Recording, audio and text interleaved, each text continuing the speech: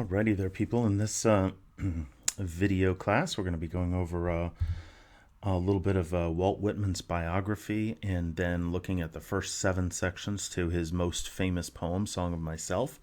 So let's dive right into this. So Whitman is a New Yorker, and the things that I'm going to be going over here are mostly going to be the things leading up to the 1855 publication of his first book of poetry, Leaves of Grass. We're going to focus on that, and then once we get done with that, I'll spend just a minute or two discussing what came after that, his time in Washington, D.C. during the Civil War. And then we'll get to analyzing the opening of Leaves of Grass. So he's born in rural Long Island, and it's really kind of important. I'm going to bring up a Google map and just take a look here. So he's born in this what was then just a little farming community of West Hills, Long Island, which we can see right there. And then and his parents lived mostly over here in Long Island, in Huntington. He's born in 1819, but then when Whitman is 4, his parents move over to Brooklyn. And so it's really important to recognize in Whitman's poetry, there will be plenty of times when he celebrates the city, celebrates city life, because he lived in Manhattan. He lived right there in New York City for a long time. But then, he was born in Long Island in the rural area. In this area of Brooklyn, where Brooklyn was his home for almost 3 decades. When his parents moved there in 1823, Brooklyn was it was a small town, about 7,000 people. It was going through an enormous growth during the next couple of decades. And so when they moved there, again, it was just, a town. But by the 1850s, late 1850s, by the time he published his first book, Brooklyn was, by that point, the 4th largest city in the nation. So he lived in Brooklyn for a while. He lived in Manhattan. Then when he was 18, 16, 17, something like that, he moved back to rural Long Island, out to Huntington. So let's go back to our PowerPoint here and go through some of these things. So again, age 4, the family moves from rural Long Island to Brooklyn. He's there with his family, his parents. He had several brothers and sisters. By the time he was 11, Whitman dropped out of school and began full-time work, which would not have been uncommon at all. The year is 1830, and the public school movement in America doesn't really gain traction until the later 1830s, the 1840s. So that's not uncommon. So age 11, he drops out of school and he begins full-time work, works full-time the rest of his life, mostly in the newspaper industry. The very first job he had, he worked as an errand boy in a lawyer's office in Brooklyn. Now, by the time he was age 13, it says right here, his family moved back east. He stays on his own. So again, just kind of imagine this for a moment. He's 13 years old. The family is living in Brooklyn. They've lived there for about a decade. And then at that point, when he's 13, his parents and the rest of his family all move, 40, 50 miles east to rural Long Island again. He stays as a 13-year-old. He's now on his own. He's staying in Brooklyn at that point. He's working in the newspaper industry.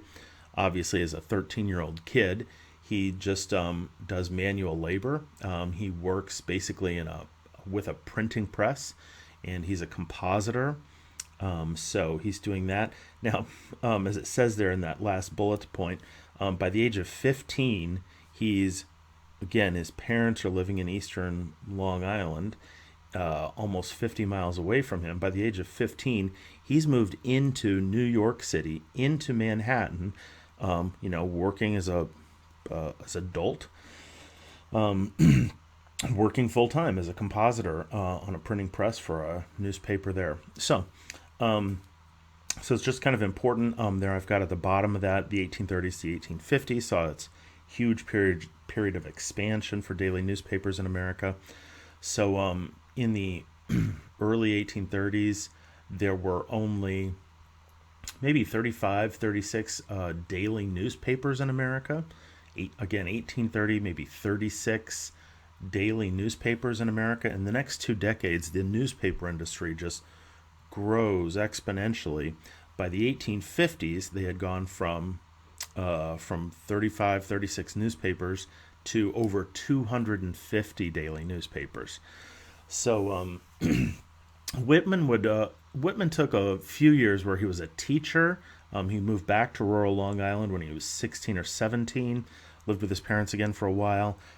He worked as a school teacher in these rural schools for a few years. He didn't really like it. He probably wasn't a very good teacher. It seems like he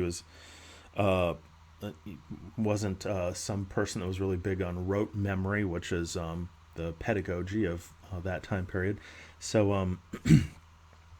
and then he, let's go forward with this. Okay, so age 19, by this time he's living in Long Island, in Huntington. And he, as it says there, the Long Islander weekly paper, wrote, published, edited, delivered. So this is kind of amazing to think of. So he's 19 years old, and he starts his own weekly newspaper, literally like creates it himself. It's called the Long Islander. He wrote it, so he was the editor. He was writing it. He would get other people to write some things too, but he would write most of the pieces, publish it. He didn't have his own printing press or anything like that, but he published it weekly, set the type himself, edited it, and then, as it says, delivered, literally. So the entire newspaper is his from start to finish. He writes the pieces, he's the editor, he publishes it, and then he literally delivers it to his subscribers on his horse. So gives you a sense. So he had a really good, the Whitman that we'll see in the poem in Song of Myself, and the Whitman that some people met in the 1850s, when, for example, Henry David Thoreau and Bronson Alcott, Louisa May Alcott's father, when they came to visit him after the publication of Leaves of Grass, they were very interested in him. And he seemed like this kind of a lazy, very relaxed person. But he was, in fact, and especially when he moved back to Manhattan, he was somebody who was just working, frantically at sometimes. So anyway, so he's back and forth occasionally, then living again in New York. Then it says age 28, he moves to New Orleans. So this is only a few months that he's in New Orleans, but it's important because he, traveled, got out of New York City. He goes to New Orleans he had lost his newspaper job in New York. He got a job at I think it was the New Orleans Daily Crescent. And so he moved there for this job, took his younger brother with him, who also then worked at the newspaper. And he was only there for about 3 months. I don't think that they paid him what he wanted to be paid. But so he was in New Orleans. And then, as it says, he comes back via Mississippi River and the Great Lakes. Let's just take a quick look at that because it's so interesting to kind of think about that. So, and to think about how much of America he sees. So he's in New Orleans, works there for 3 months. And then when he decides to come back to New York with his brother, the route that he takes is wonderful because he goes up the Mississippi River, takes a steamboat from New Orleans, comes up, goes through St. Louis, so he sees St. Louis, goes up all the way to Chicago. I think there's some canal probably that would have gone through across Peoria or something like that. So takes a steamboat from New Orleans up to St. Louis, sees St. Louis, up to Chicago, sees Chicago, and then again a steam ship from Chicago through the Great Lakes, and then down the Hudson River, and eventually back to New York. So he got to see quite a bit of America, doing that. Great. So, okay, so it says mid-1840s, early 1850s. He's very involved in politics, becomes a Free Soiler delegate. So the 1850s are this very, very obviously tumultuous time in America politically. There are so many disagreements about the expansion of slavery, the expansion of the country, period, and then whether or not the new states that are going to be coming into America, the new Western states, whether or not they're going to be slave states or free states. And Whitman was very much a proponent of expanding the country. He wanted to see more states added. He was a member of a short-lived national political party called the Free Soil Party, and he was actually a delegate to their national political convention. I think that probably would have been 1848 during the summer or even the early fall after his New Orleans trip, when he was a delegate to the Free Soiler. And the Free Soil Party just meant that they wanted to see more land come into America, which happened as a result of the Mexican-American War, which ended in 1848. So Free Soilers like Whitman wanted to see more land come into America. They wanted to see America expand, but only in the case that it would not be slave states. So they wanted, they advocated for more land coming in, but not as slave-owning states. So Free Soil Party didn't last very long. He was just momentarily in that. He becomes an abolitionist. He's really progressive in his views. His parents were pretty progressive, free-thinking people as well. His mother's parents were Quakers, and so he got an idea of social reform from them. Quakers are really into more progressive ideas about women's rights at the time. And so he has this Quaker influence from his mother's side of the family. I think his father was basically a deist. So he had this very kind of open-minded idea about religion, but a very progressive idea about the way society should move forward. So he's working. So we're going to skip kind of now to 1855. So he's 36 years old at the time. He's worked in the newspaper industry for his whole life, basically by this point for a couple of decades. He's been mostly living in Manhattan, occasionally in Brooklyn, occasionally, even less occasionally, back out at Long Island, and of course that little sojourn to New Orleans. But mostly he lives in Manhattan, and he loves Manhattan. He loves the big city. As a writer for newspapers, he would get to go see operas for free. He loved the opera. He loved popular entertainment. He liked going to saloons, and he was a very social, very outgoing person. So 1855, and he's been writing, again, mind you, he's been writing since he's 13, 14 years old, little pieces, and writing in all kinds of experimental ways too. At some point, he publishes a temperance novel, meaning, a novel in support of the temperance movement of abstaining from alcohol. And so we'll see a couple of lines in his poems. We get the idea. He says that he's turbulent, fleshy, eating, sensual, drinking.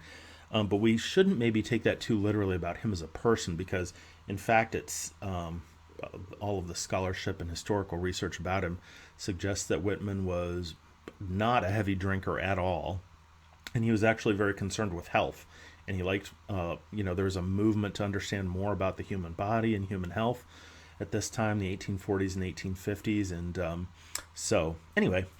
but his writing during all this time to get up to when he starts publishing poetry in the 1850s, mostly newspaper things, but then again all kinds of things in the newspaper, reviews of operas, popular music that was being played in New York City. So finally in 1855, he publishes the first edition of his book of poetry entitled Leaves of Grass. In that first edition, so we're going to be looking at Song of Myself, his large, most famous poem. Now, when Song of Myself, which he revised endlessly over a 30-year period, when Song of Myself was first published in 1855, it didn't even have a title. Then I think sometime in the next few years, maybe 1860, he finally called it Walt Whitman. And then by maybe 1881, he'd given it the title Song of Myself. So this version of Song of Myself that we're going to be looking at is it's going to be the last version that he edited, the version that he was the happiest with. So let's actually go ahead and start with that right now. and start looking into it. Just briefly, maybe the last thing that we'll say about his biography, because I wanted this to focus mostly on the poem itself, but just given a little bit of information about his early years. So 1855, he publishes Leaves of Grass. He'll republish it in 1856, again in 1860, 1861. The Civil War breaks out. Whitman's brother, his younger brother, fights in the Civil War as a Union soldier and is wounded in late 1862. Walt goes down to see him. He loves his brother. He loves his brothers and sisters. He's got quite a few of them. He goes down to see him, and he eventually, that's in December of 1862, he relocates then to Washington, D.C., and of course the Civil War is going on from 1861 to 1865. He gets a job there in Washington, D.C., gets a couple of different jobs as administrative jobs in different federal government agencies, and he's there for a decade. He didn't really plan on being there, but after he got there, he became a volunteer nurse in the Union hospitals, and I go into that in pretty good detail in the video about when lilacs last in the dooryard bloomed. So he's there in Washington, D.C. until 1873. His mother passes away. He goes back up to see her, stays with his brother for a while. This is in Camden, New Jersey. And then he eventually gets a house nearby, either in Camden or across the river, and stays there until his death. So good. So let's dive into Song of Myself. Now, we're just going to look at the first 7 sections here. And Song of Myself has 52 sections in this final 1892 version that we're going to look at. It has 52 sections. It's long. You get down to the last few sections. And the way that I teach and conceptualize this poem, this huge, long 52-section poem, is that I think that Whitman, as he revised this and he got to this final version, there's certainly a very mystical, spiritual quality to this poem, but that's the primary attribute of it probably. And we'll be looking at that in detail ASAP. But it's kind of important to sort of notice some of the interesting things. So there's 52 sections of the poem.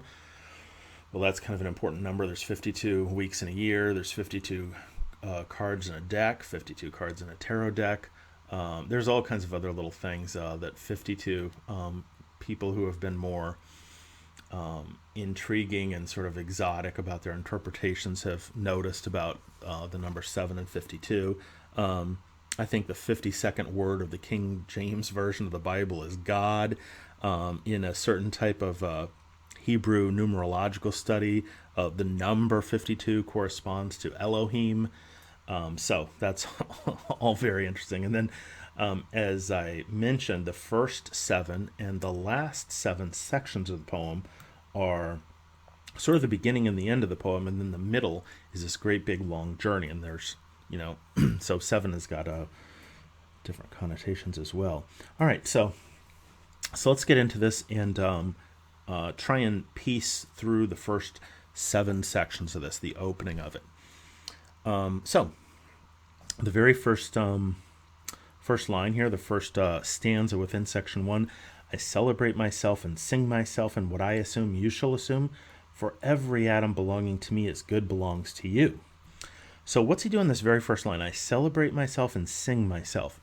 So what he's probably doing right here, in the same way that epic poetry, traditional epic poetry, Roman and Greek poetry, for example, the Iliad, the Odyssey, the Aeneid, all of those important large poems start with singing and invoking the muse in some way. So I'm going to read a couple of those lines just to see what he's doing and what he's riffing off of, and so you can kind of compare that. So this is the beginning of the oldest one of those, Homer's Iliad. He says, the beginning of Homer's Iliad goes, rage, sing, goddess, sing of Achilles' rage, black and murderous that cost the Greeks. So, of course, the point of the Iliad is going to be all about Achilles and the Trojan War.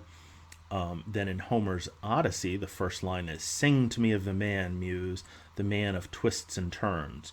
So again, there's this invocation of the muse, and this idea that the poem is going to be a song about Odysseus. And then in Virgil's Aeneid, another similar thing, the beginning of that is, "I sing of warfare and a man at war from the sea coast of Troy in early days." So in all of those, again, early epic poems, the author is invoking the muse and singing about something great. So that's what Whitman is doing too, because this is also an epic poem, but it's going to be so different than those, obviously, in which they're, celebrating and recounting heroism of soldiers, Achilles, Odysseus, Aeneas, things like that. So the beginning of this, I celebrate myself and sing myself. But then immediately what happens, as you can tell here, is so the song is going to be a song of celebration. So that's the most important thing to recognize from not only just the first 3 lines here, but the whole first stanza in the first section, is that the point of this is going to be a celebration. And then immediately in lines 2 and 3, "What I assume, you shall assume. Every atom belonging to me is good belongs to you." So who's the you in this? Well, it's the reader. Every atom belonging to me is good belongs to you. So he's going to, in the course of this poem, really pretty quickly, he's going to super the speaker of the poem. Whitman's speaker is going to super inflate himself to almost sort of godlike mythical status. The way that this should be read is not that he was some egotistical maniac, but that he's doing this because he's creating this sort of mystical vision, and he wants to help the reader. He wants the reader to feel better about themselves. So now also, we get in this next line here, "I loaf and invite my soul. I lean and loaf." So that's really important too. Why is he repeating that word loaf there twice? Because even if this is going to be this epic poem, this celebration, and this thing where he brings the reader along in this spiritual journey, the way that he starts it is very casual, because what he wants to emphasize through this poem and what he's saying here about loafing is that there's nothing extraordinary about what he's doing, about this project of his poetically, or about this sort of mystical philosophy that he's espousing.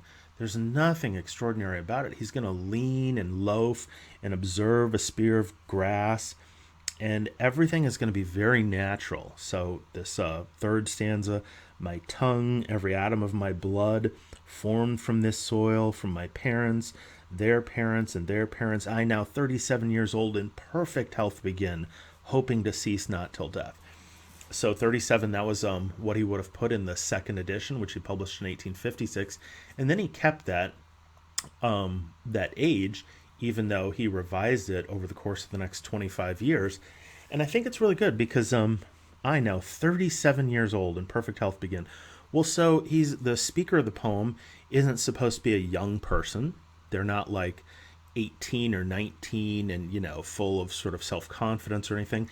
But he's also not saying, that he's old or he's in his 50s or 60s and he's wise or something.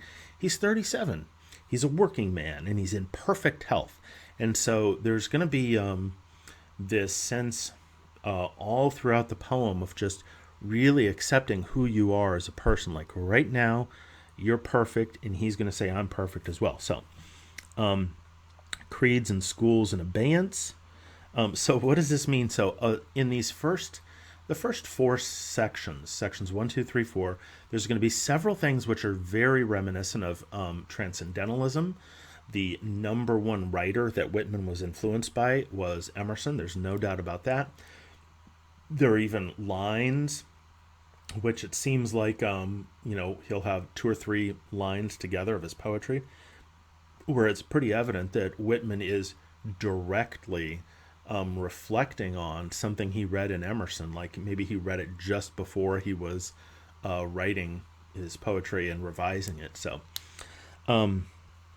we get in this last little stanza of the first section, something that's reminiscent of transcendentalism. Creeds and schools in abeyance, retiring back a while. at what they are but never forgotten. So what are creeds in schools? Well, that's just the idea here. Creeds, a creed could be something religious, something Christian, like the Nicene Creed or the Apostles' Creed, but it could also be, creed is just, a sort of motto to live by, or it's a different word for a life philosophy, basically. A school would be like a school of thought or something. So ideas, philosophies, religions, those things, they're in abeyance. So he's saying, let's just pause on all those things. Maybe even because what Whitman is doing is going beyond transcendentalism. It's not actually correct to say that he's a transcendentalist, because the Transcendental Club of Emerson and Thoreau and Margaret Fuller and all of those people, they were meeting in the early 1840s, and that was in Concord. And so he's not actually a transcendentalist, but he's very much influenced by Emerson and transcendentalism. But I think he's going kind of beyond that. So great. Now, the beginning of section 2, he's going to do this in section 2, section 3, and section 4. Right at the beginning of each of these sections, he's going to give this little very poetic, very metaphorical statement that is kind of dense and needs to be unpacked, but once it is, it's so beautiful. So what we're going to do is we're going to compare the 3 lines here in this first stanza, and then compare that to the second stanza in section 2. So, houses and rooms are full of perfumes. The shelves are crowded with perfumes. I breathe the air and fragrance myself and know it, and I like it. The distillation would intoxicate me also, but I shall not let it. Again, period here. The atmosphere is not a perfume. So what we want to notice is the contrast he's going to make between houses and rooms full of perfumes. The atmosphere is not a perfume. So what does that mean, houses and rooms? Well, I think that he's absolutely contrasting houses and rooms on the one side and the atmosphere on the other. The atmosphere is the outside world. But the houses and rooms, the way he uses that is he's looking for this very sort of far-reaching metaphor, which encompasses a lot. They're full of perfumes. What are perfumes? Well, they could be anything. They could be school learning. They could be university education. They could be religion. It could even be, the nature of like shopping and all these things that we sort of, basically anything that takes place indoors, any kind of social interaction, which is, well, all social interaction is in some way manufactured. So that's what the houses and the rooms are. The shelves are crowded with perfumes. And now notice what he says here. It's not that any of those things are bad. It's not that religion is bad. It's not that formal education is bad. It's not that capitalism is bad or any of those things. He says, I breathe the fragrance and I know it and I like it. So all those things are fine. He says, the distillation would intoxicate me also, but I shall not let it. So what he's saying is he's going to move away, and the philosophy of the poem is about moving away from the intoxicating aspect of things that take place sort of indoor things that come from books and ideas, and then move it to the outside. And the outside is going to be a much more perfect, the natural world, very reminiscent of, the first few opening chapters of Emerson's Nature. The atmosphere is not a perfume. It has no taste of distillation. It is odorless. And then he'll get, really quickly, he'll get very much into the body. And so for Whitman, the outside world, the natural world, the woods, the riverbank, etc., all those things which are beautiful and perfect and sublime, however, they're not more sublime than his own physical body. He's a huge just lover of his physical body, and who wants to get rid of sexual repression and just sort of accept that the body, our naked natural body, is just as beautiful and natural for Whitman as a river or a beautiful tree or something. So again, the outside world is not a perfume. It is odorless. It is for my mouth forever. I am in love with it. I will go to the bank by the wood and become undisguised and naked. I am mad for it to be in contact with me.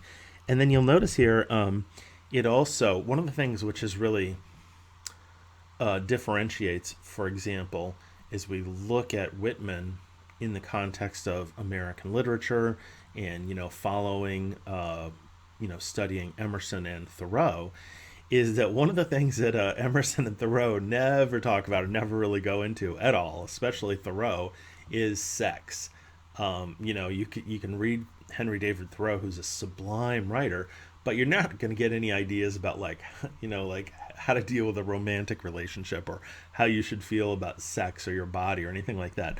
But for Whitman, that's going to be one of the central things. And so he brings that in, and it gets sexual really quick, and but there's nothing to worry about with him in his writing about sex. I'll go to the bank by the wood and become naked. And then notice how he just brings in these sort of sexual images, and they're just as natural as the riverbank or the woods, the smoke of my own breath, echoes, ripples. And then you can see how it just kind of, it's this sort of ambiguous but also clearly sexual connotation that he's bringing in. Buzzed whispers, love root, silk thread, crotch, vine, respiration and inspiration, the beating of my heart, the passing of blood. And so he'll get really sexual there for just a moment. Buzzed whispers, love root, silk thread. But it's all this, it's erotic and it's also very natural. And so then he'll just move away from that. He'll just move sort of back away from the human erotic physicality into the physicality of the natural world. Start talking about leaves and things like that. So, but then, here it comes back again. A few light kisses, a few embraces, a reaching around of arms.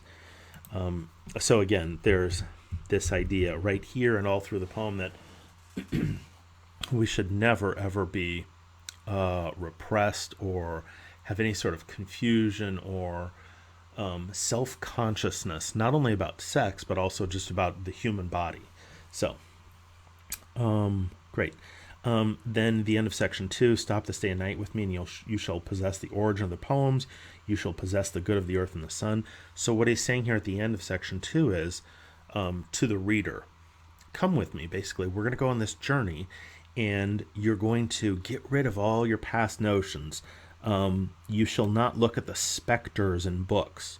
So again, it doesn't matter what the specter is. He's saying that some preconceived notion, whether it's from Rene Descartes or from, some German romantic philosopher or anybody at all, we're going to get rid of those ideas. But then he also says, you're not going to look at things through my eyes either. You're not going to take things from me. You're going to listen to all sides. You're going to come at them from yourself. So Whitman is a huge proponent of democracy. He loves America.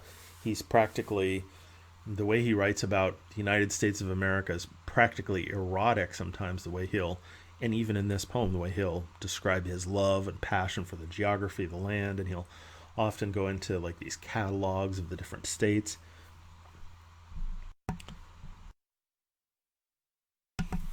Okay, good. So section 3, let's go into this. Again, the beginning of sections 2, 3, and 4, there's this very sort of ambiguous poetic metaphor that he brings up, and it's very similar to transcendentalism. So in section 2, it was this contrast between things that take indoors, which can be intoxicating, and then the outside, which is natural and blissful and perfect. Similar thing in section 3. I have heard what the talkers were talking, the talk of the beginning and the end. I did not talk of the beginning of the end. There was never any more inception than there is now.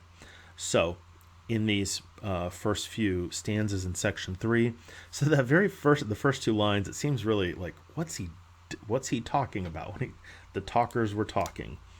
Well, he uses that word, and it's good because it's a little bit ambiguous, and it's also all-encompassing. So it could be, some people have interpreted like the talkers of what's the beginning and the end. Well, if you wanted to read into it, you could say, it's like the Alpha and the Omega, the beginning and the end. It could be Genesis to Revelations. But it doesn't have to be Judeo-Christian. It doesn't have to be religious. It can be anything where people, just literally where people are talking.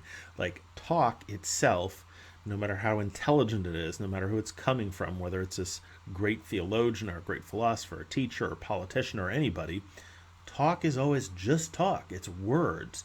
And he's going to say that all of that should be secondary to the primary moment of now. There's never any more inception than now, nor any more youth or age than there is now. So again, it's very influenced by Emerson and transcendentalism. We looked at how Emerson and Thoreau are both such huge proponents of what I would call the present moment or present moment awareness. And so that's what he's doing here as well. And then he says, always the procreant urge of the world.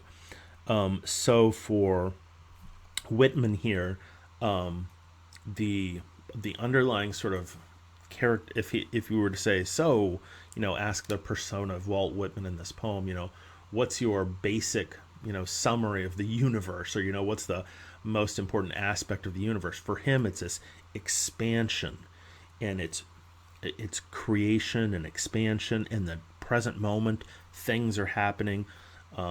If he knew about like cosmology or something from what we know now in 2020, he'd be like, the universe is expanding, just as I thought.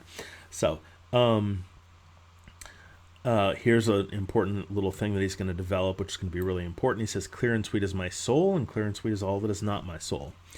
And he's going to basically call his soul in just a moment. So let's skip forward to section 4. Again, sections 2, 3, and 4, all of them begin with this sort of transcendental notion of, again, here he's in the beginning of section 2, he's preferring the natural world to indoor world. In section 3, he's going to say just talk is so much less important and so much less powerful than now. So what's primary for Whitman? It's the natural world. It's his body. It's the now. And then in section 4, he's going to do something similar to that, which I like the way he describes this. Trippers and askers surround me. People I meet, the effect of my early life, the ward, the nation, discoveries, inventions, da-da-da-da-da-da-da-da. And then he says all of this stuff, and then the end of this sentence is, they are not the me myself. So what is all this big, strange stanza? Trippers and askers surround me. Well, trippers and askers, the way I explain that, especially like when I'm teaching this in person in college, in a college class, is so trippers and askers. It's literally kind of not necessarily like internet trolls, although almost similar, but just like when you meet someone new. And he's referring to that sort of discussion that you have with somebody that you've just met. And he's kind of referring to that as those people are like trippers and askers. And it's because people are always, and we all do it, I do it, I'm guilty of it as well, we try to figure out, like, when we meet someone new, at a party or a social gathering, or even just, in line at a grocery store or something like that, we start to ask them, we start to discuss, like, oh, how old are you? What do you do for a living? Blah, blah, blah, blah. So all of these things, or if you're in college and you're a college student, like, what house are you in? Oh, where are you from? Oh, you're from Atlanta. My friend so-and-so is in this house, and she's from, Dallas or whatever. And so all of those things, Whitman is saying, then he gets almost like Freudian for a second, the effect of my early life, the ward in the city I lived in, the nation, but anything at all for Whitman, all of those things which we might use to describe ourselves or even to conceptualize the world, what's going on, the latest discoveries, inventions, and authors, the way he dresses for dinner, the real or fancied love that he has for some man or woman, etc. All of these things, they are not the me myself. So he wants us to, or what he's going to demonstrate is getting rid of all kinds of emotional and self-identifying baggage. Not just emotional baggage, that makes it sound like you're just getting rid of some problems that you have or something. But he's really trying to get rid of everything that is an identifier, so, it could be your gender, it could be your, where you were from, what your parents do for a living, what you're majoring in, or, what kind of job you have, all of these different things. For Whitman, those are, when people ask those things, they're trippers and askers, and they have nothing to do with the real him. So then And even toward the end of this, he says, backward I see in my own days where I sweated through fog with linguists and contenders. Linguists and contenders would be very much like the trippers and the askers toward the beginning of the stanza, or the beginning of the section. Linguists and contenders, so people that are wrestling with words another way. And then he says, I witness and I wait. Okay, so let's take a look back at this point at the way that I would kind of sum things up here. So we've looked at the first 4 of the 7 sections of Song of Myself. So I'll give you just a moment to look at that.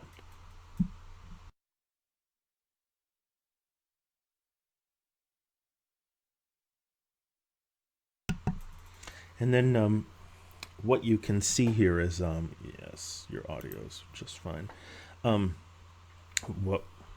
Let's make sure that the audio is fine.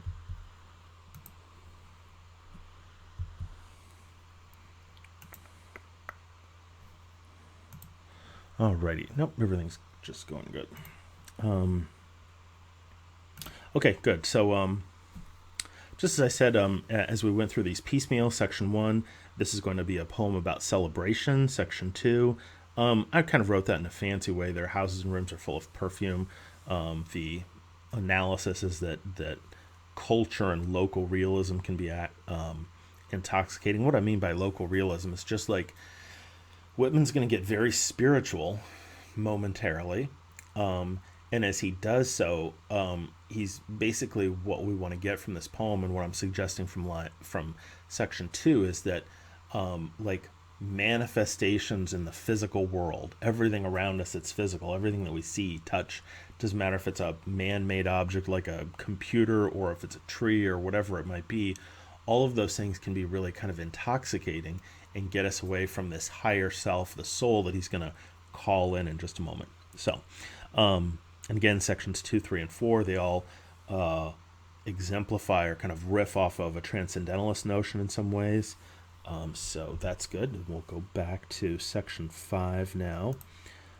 Okay, great. So section 1, definitely this kind of laying out what's going to happen in the poem. It's going to be a celebration of my body. He's going to bring the reader with him.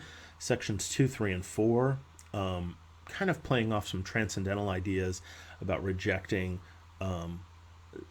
the way that we like to identify ourselves, social groupings, anything that's sort of older or archaic, whether it's a religion or a philosophy or a teaching or a school, creeds and schools and abeyance. So all of that happens in 2, 3, and 4. And then in 5, 6, and 7, which again, the first 7 sections of the poem, there's something very noticeable going on. It's the beginning of the poem, and then by section 8, we're in this journey, and the journey of the poem is going to last until the last 7 sections where the poem sort of begins to close down. So section 5, there's a little bit of movement here, and he does this important thing where he says, I believe in you, my soul. The other I am must not abase itself to you, and you must not be abased to the other. So he brings in so he's literally talking to his soul. What does this mean, the first line of section 5? I believe in you, my soul. The other I am must not abase itself to you. Well, what he's doing here is basically, it's like this dialogue with his own soul.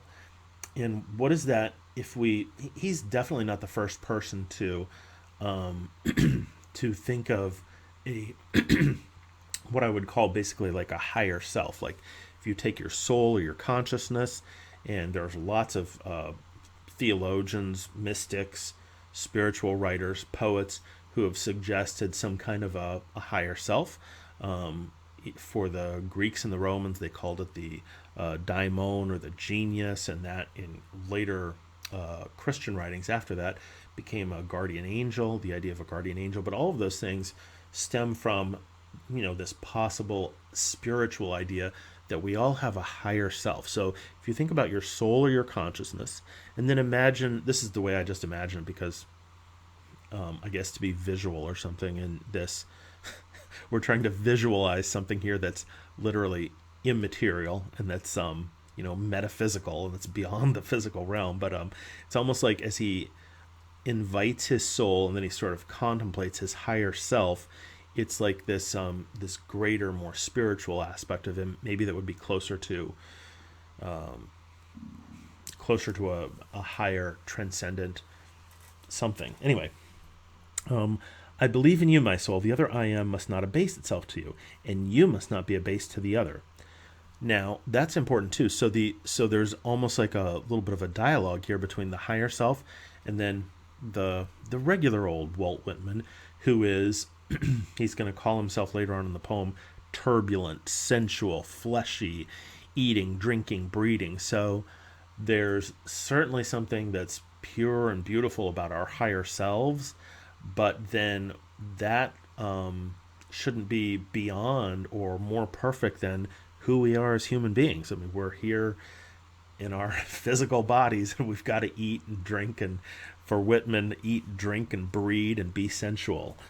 So, loaf with me on the grass, loose the stop from your throat. Now, this is in section 5. This is probably one of his most well-known passages in all of his poetry. Is right here what we're looking at, and you'll see how it gets sexual very, very quickly. And the you that he brings in at first, it sounds like the you is my soul, his higher self.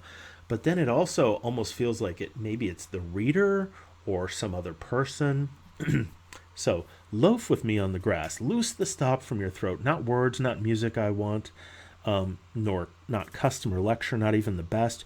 Only the lull I like, the hum of your valved voice. So he's going to get into this very physical, sexual thing, I think, right now. I mind how once we lay such a transparent summer morning, how you settled your head athwart my hips and gently turned over upon me, parted the shirt from my bosom bone, plunged your tongue to my bare stripped heart. So as you can see, what happens is it's clearly, I mean, there's no way that this cannot be extremely erotic. Frankly, it sounds when he says in line 2 there, you settled your head athwart my hips and gently turned over upon me. Well, I mean, that's very sexual, obviously. Now, what'll happen is that very sexual image or feeling that we have becomes erotic, and then it's also natural. So there's the distinction that I would make, which is really important. And Whitman, I'm sure, would agree with me on this if he were here to explain his poetry, is that eroticism, very natural. Sex, very natural.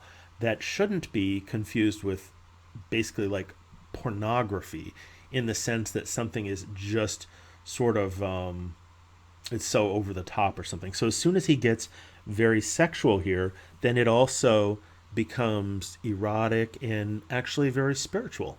Parted the shirt from my bosom bone, plunged your tongue to my bare stripped heart, reached till you felt my beard, and reached till you held my feet. Swiftly arose and spread around me the peace and knowledge that pass all the argument of the earth, and I know that the hand of God is the promise of my own, the Spirit of God is the brother of my own. So you can see here that I don't know if you can see it, but you can tell that Whitman is the poetry should be lyrical. There are moments in it where it should be kind of song-like, and one of the things that Whitman said was he could have never written without the influence of the opera. He loved the opera.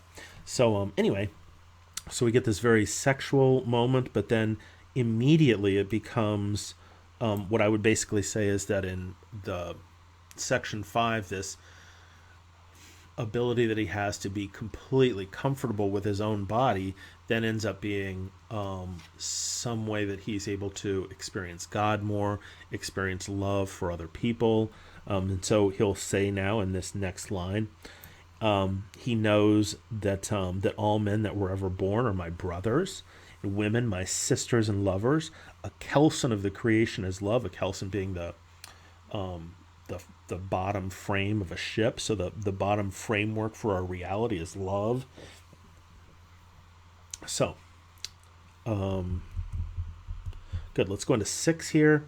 And then what happens with 6 is he's going to remember the book is entitled Leaves of Grass. And so we got in the very first section, remember, we got grass just momentarily as he said that I lean and loaf at my ease, observing a spear of summer grass.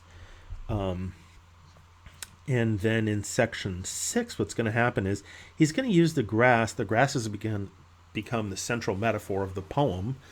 And he's going to do something specific with it. And he has an agenda for using the grass as a symbol. But the way he brings it up is in this weird way that's supposed to kind of mimic thinking. So a child says, "What is the grass?" fetching it to me. How could I answer the child? I do not know what it is any more than he. I guess it must be the flag. So what happens is, beginning of section 6, we're going to enter into this conceptualization about this main symbol within the poem itself, which is grass. And he's going to think about it, and he's going to question, and he's going to offer a few questions or offer a few answers about what is grass, and then he's going to come up with something, and then he's going to carry that through. But for a moment, he just sort of guesses around. So then section stanza 3, or I guess it is the handkerchief of the Lord, a scented gift and remembrancer. And again, you can see the musicality of this so that it comes to like a little crescendo here at the end of this. It's a scented gift and remembrancer, bearing the owner's name some way in the corner, that we may say and remark and say, whose? Or I guess the grass is itself a child. Or I guess it is a uniform hieroglyphic. Now, so this is where he's going to finally sort of, it's like the speaker is stumbling upon the correct answer, which is the grass is a uniform hieroglyphic, sprouting alike. It sprouts over all of these different types of people, among black folks as among white, Canuck, Tuckahoe, Congressman, Cuff. I give them the same, I receive them the same. And now he's going to say quite clearly, what is grass? It's the beautiful uncut hair of graves, which of course, it's just really simple and factually true. Grass grows on top of a grave.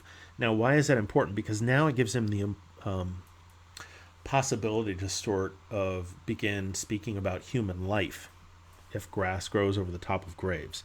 So, tenderly I will use you, curling grass. Maybe saying that quite specifically, and that he's going to use it as a metaphor for the rest of the poem. It may be you transpire from the breasts of young men.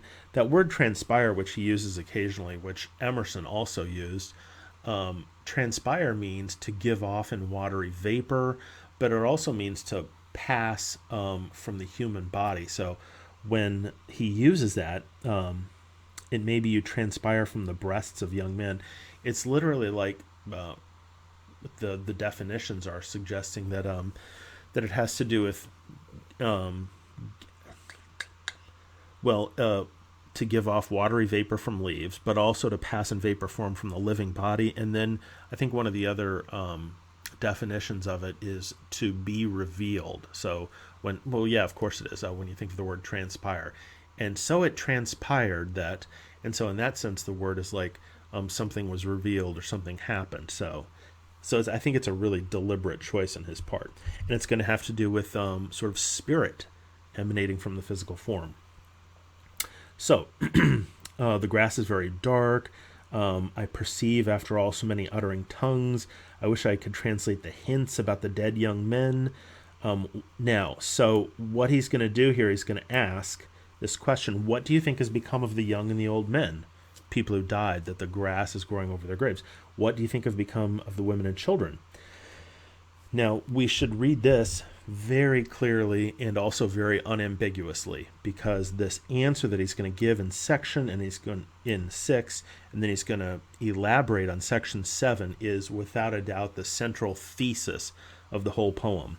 He says, what do you think has become of young, what do you think has become of people who die? And then the answer right here: they are alive and well somewhere. The smallest sprout shows there is no death. If ever there was, it led forward life, and does not wait at the end to arrest it and cease the moment it appeared. All goes onward and outward. Nothing collapses. To die is different from what anyone has supposed, and luckier. Now, he's going to say that again in the last 7 sections of the poem, too. So, to be really clear, what he's saying, I don't like to use the word reincarnation in discussing what Whitman is you know, emphasizing here, because I think reincarnation has too much of a sort of feel from Buddhism or from Hinduism or from Eastern philosophy or theology, and but it's he's basically talking about something that's very similar to reincarnation, because he says point blank that uh, that that death doesn't. He says when there's really no end to death, if ever there was, it leads forward life. So, and later on, he's going to call in the last 7 sections of the poem, he'll say, "Death is nothing other than a midwife." It's such a beautiful line. He says, "Death is a midwife," meaning that when a person dies, death is just birthing them into something else. So the idea is that our soul or our consciousness lives on. So that is the central thesis here, what grass means. And then he says, "Is anyone supposed it lucky to be born? I hasten to inform him or her it's just as lucky to die, and I know it." Now, so section 7 is going to be the last of this beginning section of the poem. Let's look really quickly at what happens in section 8 and 9, just so you can see how different 8 and 9 are. So in sections 8, section 9, which will go on until section 46, there's this huge journey that he goes on to. And so you can see at section 8, he says, "The little one sleeps in the cradle. I lift and look at it. The youngster and the red-faced girl go up, and I look at them. A suicide sprawls on the bloody floor of the bedroom, and I witness the corpse." So what happens in section 8 is that he goes on this journey, and he's going to take us on this huge journey in America. That's going to be the whole middle section of the poem. So that's what's going to go on after this opening movement in sections 1 through 7. So he says, "Did you think it was lucky to be born? Well, I want to tell you that it's just as lucky to die, and I know it." Again, because according to Whitman, our soul doesn't die. Our soul goes on, and our death is just a birthing into something else. "I pass death with the dying and birth with the new-washed babe. I am not an earth or an adjunct of an earth. I am the mate and companion of all people, just as immortal and fathomless as myself." So again, what he's saying there is in section 7, he's giving us this clear idea that there is no death. And then the end of section 7, he says, "Undrape, you are not guilty to me, nor stale, nor discarded." So besides the idea that he's proposing or being a proponent of the idea that there's no death for our consciousness or our soul, the other major point of the entire poem is going to be that he's going to try to make the reader feel better, like feel better about your life. So in these last 3 lines here where he says, "Undrape, you're not guilty to me, nor stale or discarded. I see through the broadcloth and gingham, whether or no, and am around, tenacious, acquisitive, tireless, cannot be shaken away." So he says, undrape. It's like, not necessarily like take off your clothes, although the speaker certainly does that in the poem as he goes sunbathing, which Whitman actually liked to do. He loved to go swimming outside naked. But it's not necessarily that. It's like, get rid of the undrape here is really about getting rid of our self-consciousness. Get rid of your self-consciousness. And in fact, in a lot of lines of the poem, what the terminology that I would use for what Whitman is suggesting is basically something that we now think of as body positivity. So he'll say later on that every inch of me is perfect, and every inch of you too. No tag or particle of skin is anything other than perfection. So that's what's going on there. So let's just have a little quick review of this and of the last few things that we looked at here.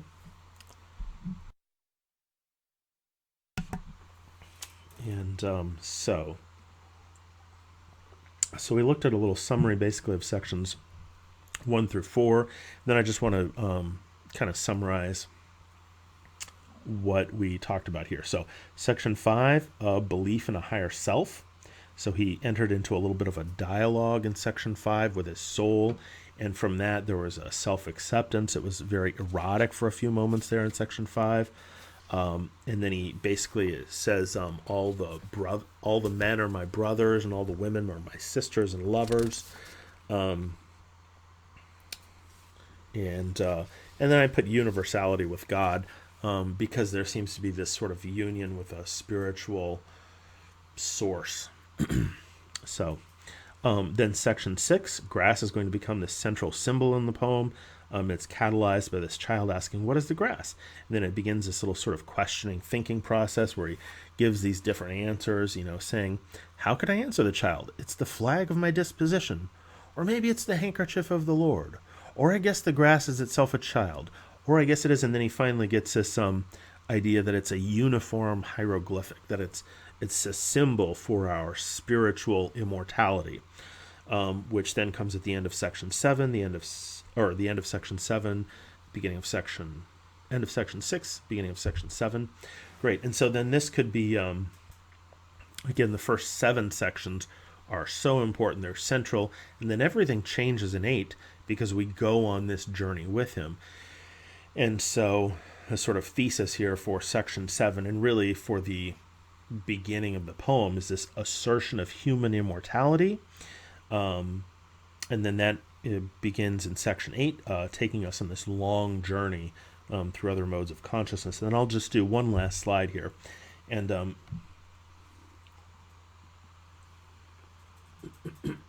so if we were to sort of look at the entire poem and go through all 52 sections, then once we get through the last 7 sections where he kind of riffs on a little bit of the themes from the beginning, reminds us that we don't have to worry about death, that it's just a midwife birthing us into something else. Then especially in the middle part of the poem, this long, huge middle part, he's trying to remind us to be kind of strengthened and to have self-love, self-esteem. That sounds a little bit cheesy, but that's what he does in there. And then at the very last section of the poem, it's almost a little bit like he tries to tell himself not to take himself too seriously, and then he sounds his barbaric yawp, dissolves into the universe, and he advises the root. I love the ending. The ending is so perfect because he suggests that when you want to feel this sort of encouragement again, because that's what he's offering through the whole poem, when you want to feel this encouragement again, just look under your boot soles. Which, what does that mean? Well, it's this. He tries to take it always back down to the earth and to the body, and just it's also reminiscent of the idea that that grass is growing off the graves. So that would be the overall significance of the poem. So there we go, my friends. That is the end of this lecture, which is just over the first 7 sections of Song of Myself, a little bit of Whitman's biography, and that's the end.